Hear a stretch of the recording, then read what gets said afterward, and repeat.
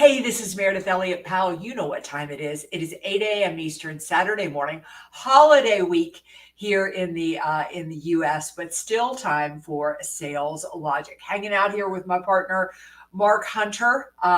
Been a good weekend so far? It's been a good weekend. We were both talking before, and we got a lot of stuff. You on kind of the fun side, I'm sure, a lot of tennis and golf and so forth. And yeah, you're right. I did a little too much work, but it's okay. It's okay. Well, it's a big celebration weekend. A lot of parties, a lot of that kind of stuff going on. But I don't know about you, Mark. It has been hot here in Asheville, North Carolina. I can't even imagine what it's been like in Dallas, Texas. We were sitting outside watching fireworks at 10 o'clock Thursday night, and yeah, it was like 100 degrees or whatever. Yeah, it was hot. So, anyway. So anyway, we're hoping for a little rain today, but I'm going to go ahead and get us started.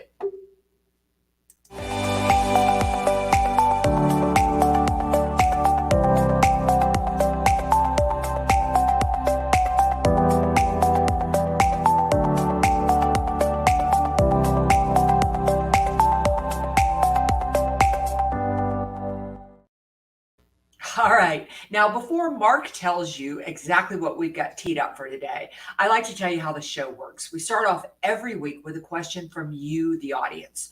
Why? Because this show is about you, the audience, and we want to feature your challenges, your questions, your problems, help you sell more effectively. We cover a hot topic. We recommend a book. And because we want you to leave with return on investment, we have a lightning round, those strategies that you can implement immediately. So, Mark, what's on tap for today? The topic is a great one because I'll tell you what, it's happening to everybody. How to get prospects to stop ghosting you. Yeah. How many times have we all had customers? Oh, yeah, I'll be there for the call. And they don't show up. Yes. Hey, the question comes from Philippe in London. He says, I've been in sales most of my career, almost 30 years now, and never have I ever had so many challenges with getting prospects to respond. Keep appointments or just do what they say they are going to do. Is it me? Is the world changing? What's your advice? Writing this as I'm sitting in a coffee shop waiting on a prospect who is 20 minutes late, guessing I've been ghosted. So I dropped that question into the Sales Logic brain, and it came back with a number of things, but I know we're going to add quite a bit more to it. Couple of things is, hey, set clear expectations. 2, send reminders. 3, are you going deep enough to build a relationship for them to want to meet with you? And the other one is offer alternatives to a standard meeting. A lot of things and a lot of additional things, but I'll tell you what, one thing that I'm going to throw out right off the bat, it's speed. Don't sit there and say when you want a meeting with the customer, say, what's your calendar look like for next week? Next week is too far out. What's your calendar look like this afternoon, tomorrow morning? Immediacy wins in preventing ghosting. Well, one of my favorite things with ghosting is, I think that first of all, it's just going to be a part of it. In fact, I'm sure we have all ghosted somebody, and really think about that, because you think about if you ghosted somebody, you haven't done it with ill intent. You've done it just because somehow your schedule got out of control and all of a sudden this wasn't the biggest priority, right? So I think one of the most important things that has changed for me in sales, probably in the last few years, really happened with COVID, is when I have a meeting with somebody, I need to send an agenda ahead of time. Not like every 10 minutes what we're going to be talking about, but in essence, it is a reminder of the value of what they are going to gain if they show up to the meeting. I think far too often we think about sales calls about us needing to get something on the calendar because we need to have the sales call. If you want people to stop ghosting you, you really need to ask yourself, why, with everything they've got to do today, why would they bother to show up? And if you don't have a valid reason and you're not communicating that reason, then it's not surprising you're getting ghosted. Oh, so spot on. The agenda there is so critical because you got to create the critical need. What is the need? Here's the whole thing. You have had the same thing I've had. You see meetings on your calendar and you go, who is this person? What is this? Because there's no topic, there's no nothing in there. We owe it to people we're looking to have a meeting for. What's the topic? What's the plan? What's the agenda? Now, again, like Mary said, you don't have to go into detail, but you got to provide some reason, because here's the whole thing. Conflicts arise, other stuff comes up, and it's easy for people to say, I don't recognize his name. And this is the problem when people sit there and say, oh, I'm going to set this meeting up for 2 or 3 weeks out. No, that's way too far out. You've got to be immediacy right now. And then I always say, set a reminder. You reach out to that person the day before and you remind them and you ask them a question. And this is the whole thing. This is what I love about asking them a question, because you want to get them thinking, oh yeah, you're right. I do need to be part of that meeting. I want to be part of it because we're going to talk about this. We're going to talk.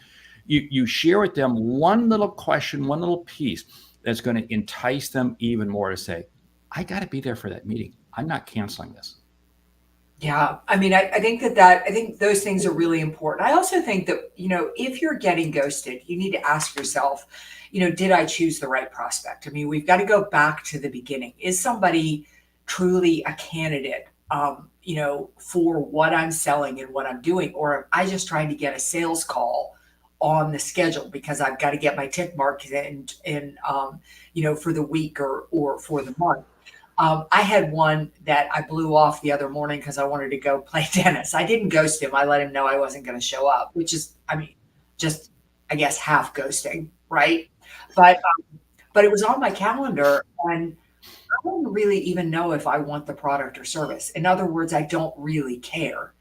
And so he got ghosted in essence because he didn't do a good job of qualifying the prospect on the front end. Oh, so spot on there. So I guess tennis equals half ghosting. Okay, so now we got that all day long for golf or for tennis or to go get on my mountain bike. I literally look at my calendar like that. And because so much of it has to be with my work, growing my business and helping my clients, that if it doesn't hold a tremendous amount of value and somebody calls and says, do you want to play tennis?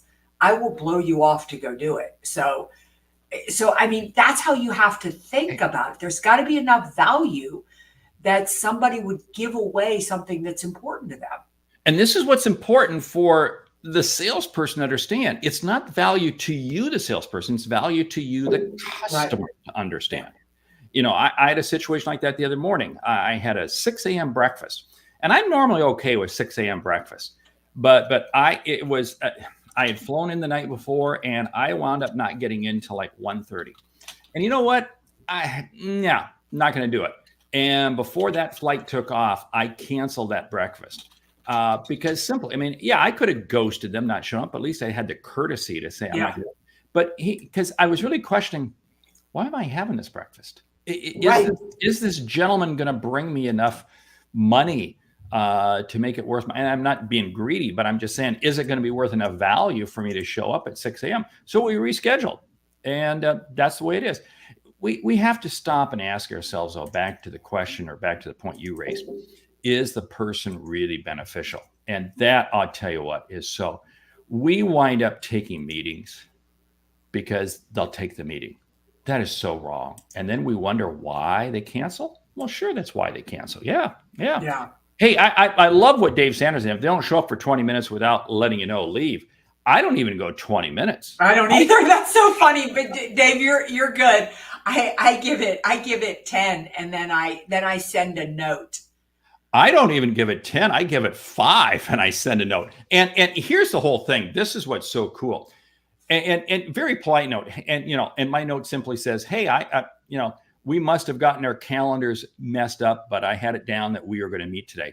And it just puts enough little guilt in them that it automatically gets them to respond. And if they are available and they connect, fine, then we go ahead and have the meeting. If not, we reschedule. My feeling is if we wait too long, then we've automatically got to reschedule it. And then we've pushed out again, and we, guess what?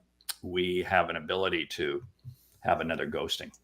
Yeah. Oh, so great to have Jack Hubbard here. Yes. Great to see you. Happy 4th of July. I send Jack's great advice here. I send 3 to 5 starter insight-based questions that will help them think and become curious about other questions I might ask on the call. Exactly. I say this so often from the stage. A sales call is a privilege, and you need to treat it like that.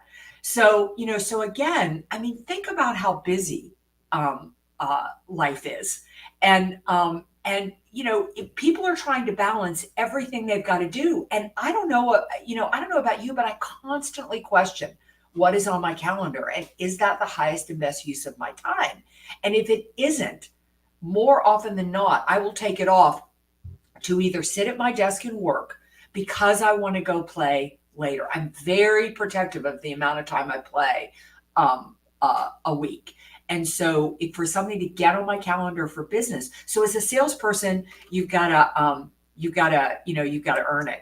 And Dave says he's just like us. He also gives it 10. He's just responding to the questioner, being a little bit kind. I want to put up Natalie's comment here. When a conflict arises, I reach out and suggest, let's reschedule. Here's my calendar so we can do it right away. And almost always the meeting is rescheduled.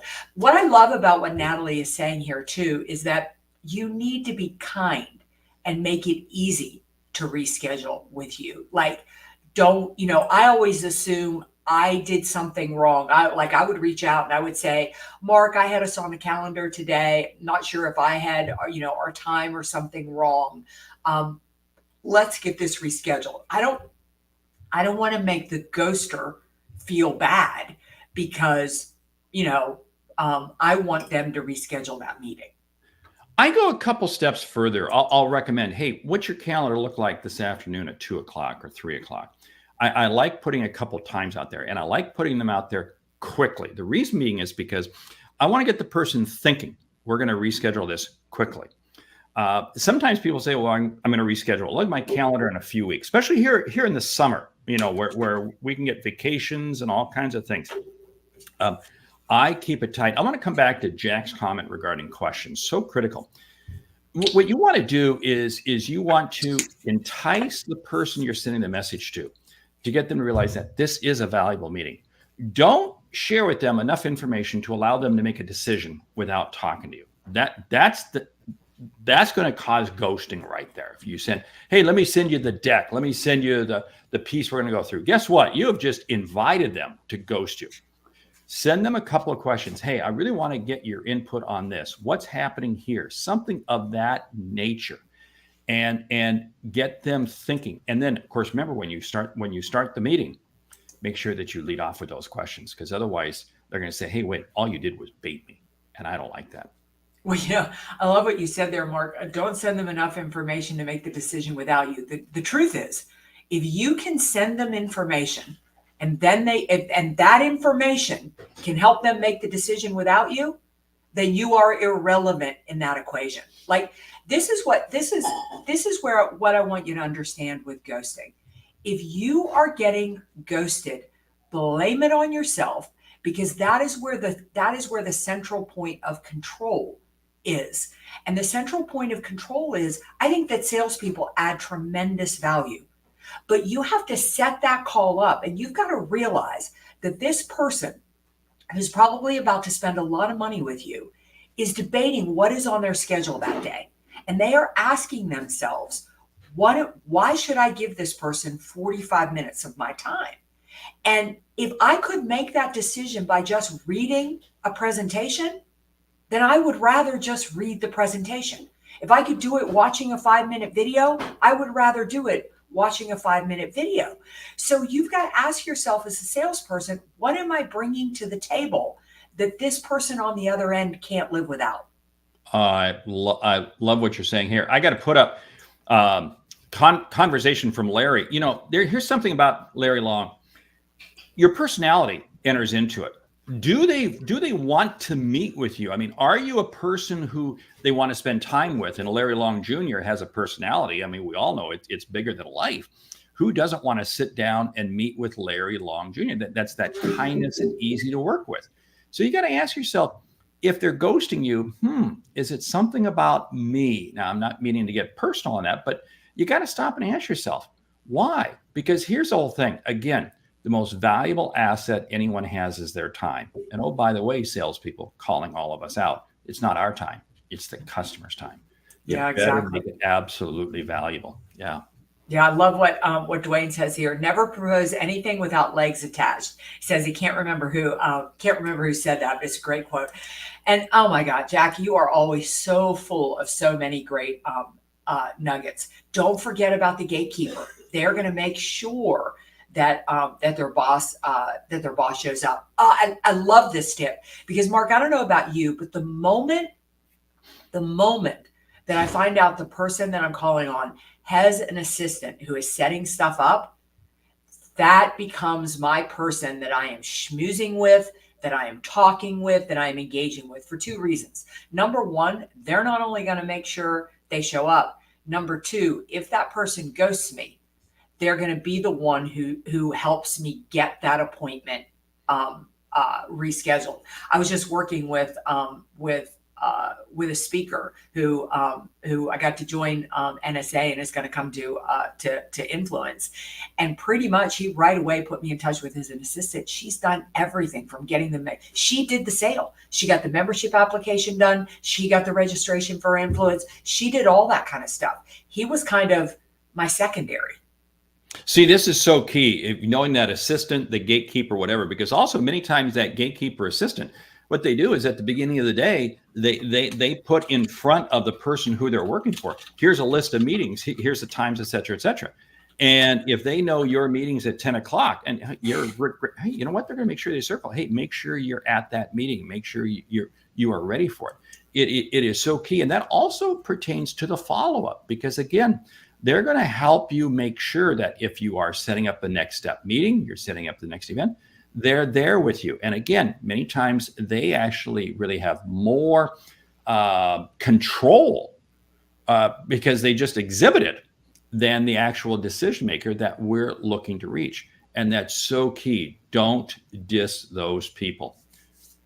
Hey, I love what Hugh was saying. You know, person unconscious mind is telling them all the reasons why they should not move forward. Ooh, our job is to make sure we touch them in a way. Yeah, and this comes back to really doing a threefold approach. A, is the reminder ahead of time. B, it's engaging them in a way in that reminder. Here's something of interest. I've got to really discuss this. And C, being a person who they want to meet with, whether it be the personality, whether it be the company you represent, whoever it is, but saying, I don't want to skip this meeting. Yeah, I just kind of had this happen to me last night. We were on our way to dinner with some friends, and my phone rang, and it looked like spam. I didn't know what it was, but they called back 3 times, so I picked it up on the third call, and it was some guy cold calling me about something. And I said, it's 7 o'clock here on the East Coast in the U.S. I'm headed to dinner with friends. He said, when would be a good time to talk? I said, I don't have time to connect about this now. Hung up on him.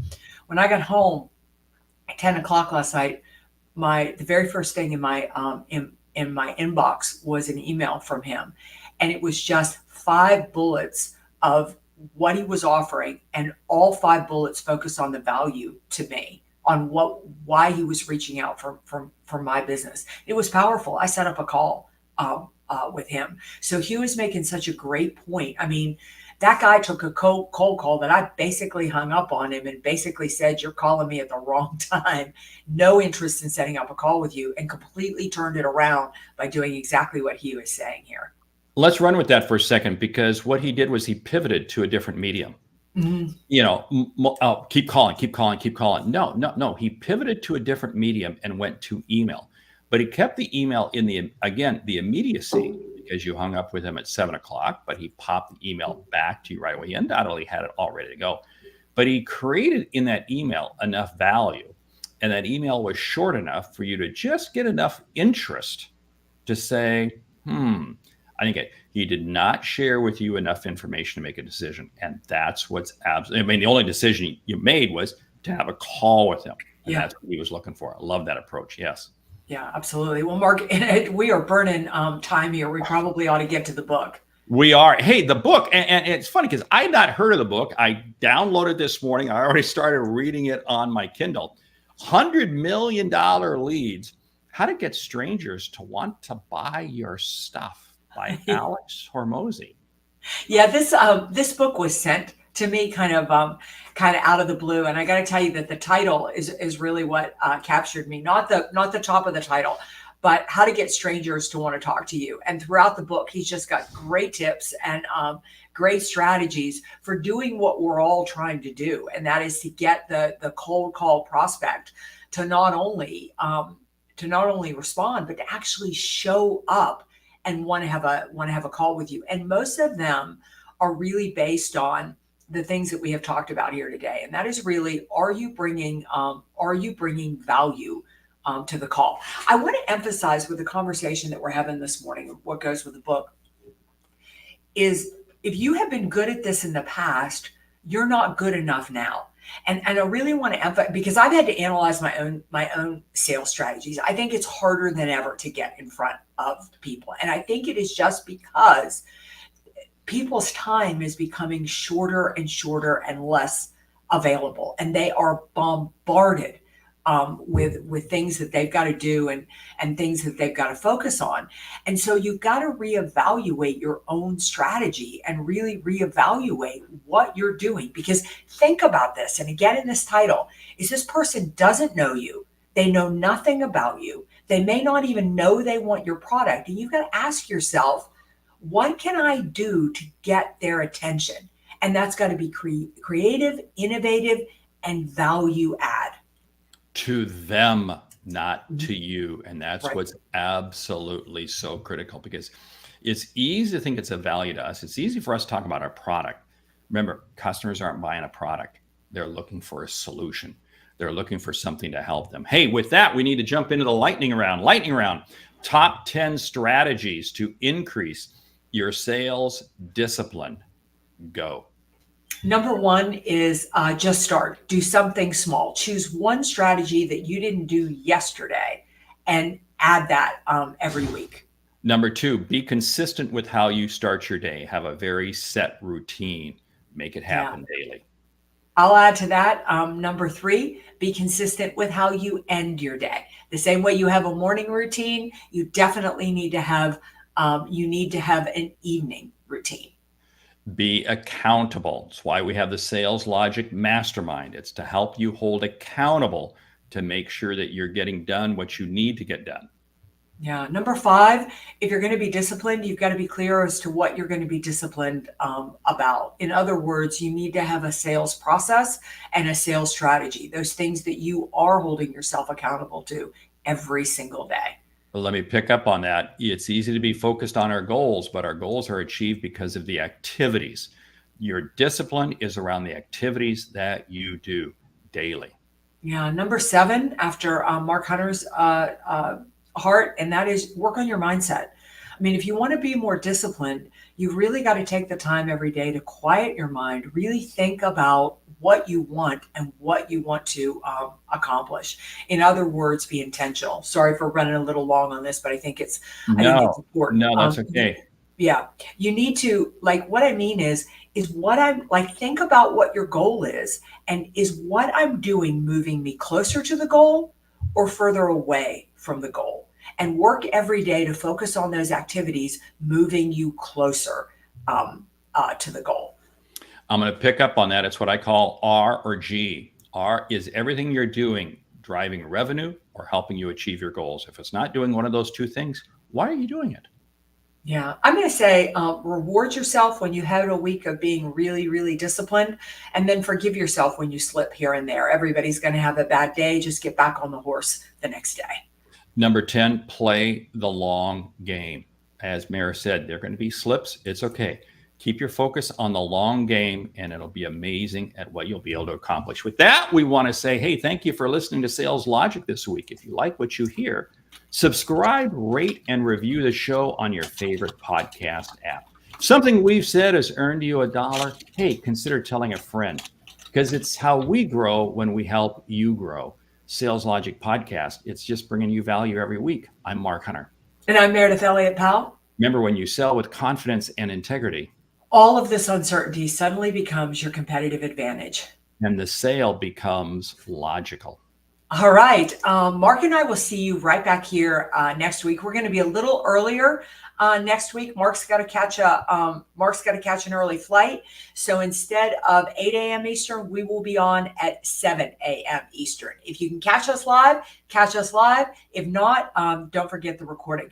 Remember, send us your questions to Sales Logic Podcast and think about joining the Sales Logic Mastermind. We are doubling down for the third and fourth quarter, helping you make it your best year on record. All right, we'll see you right back here next week for another episode of Sales Logic. Thank you so much to an amazing audience.